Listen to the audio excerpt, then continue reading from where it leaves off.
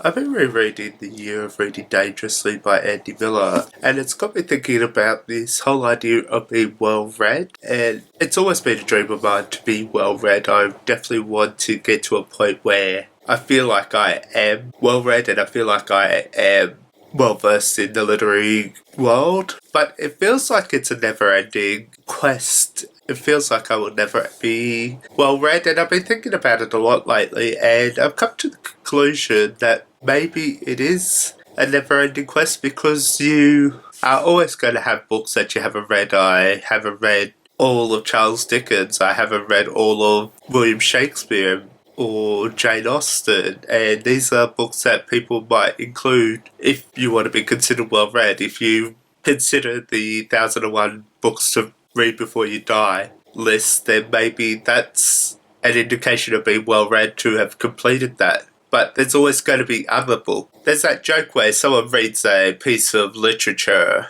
and someone's always going to reply, "Oh, I can't believe you've never read their short stories." So you go out and read their short stories and then they're going to reply, "I can't believe you haven't read their poetry." So what do? You read their poetry, then they're going to say, "I can't believe you haven't read their memoirs." So obviously you read their memoirs and then they're going to come back and say something else like, "I can't believe you haven't read their journals." And it feels like a never ending quest to read something, and someone's always going to be there saying, "Oh, I can't believe you haven't read such and such." And it's all those books that you haven't read that makes you feel like you're not well read, because there's always books there that you know you probably should have read. Like, I haven't read Moby Dick, and I haven't read Dead Souls by Gogol. I haven't read any Pushkin, or I haven't completed all of Chekhov. And these are authors that I know I'm interested in, I know I need to read, and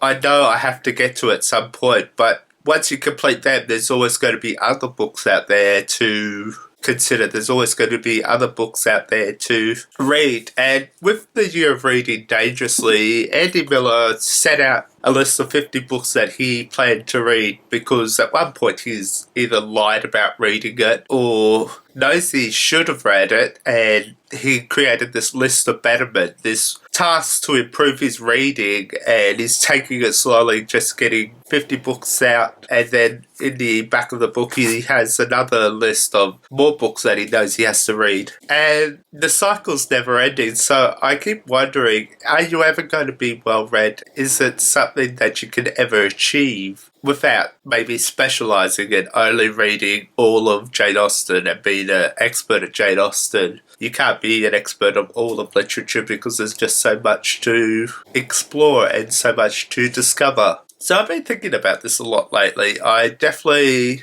want to be well read. I definitely want to be versed in world literature, and especially Russian literature and maybe even French literature. But there is so much to read, there's so much to go through, and it's a never ending quest. I just thought I'd talk about it because I love to know some of your thoughts about this idea of being well read. What defines a well read person, and can you ever be well read? So let me know in the comments what you think, and I'll talk to you all there. Thank you for watching.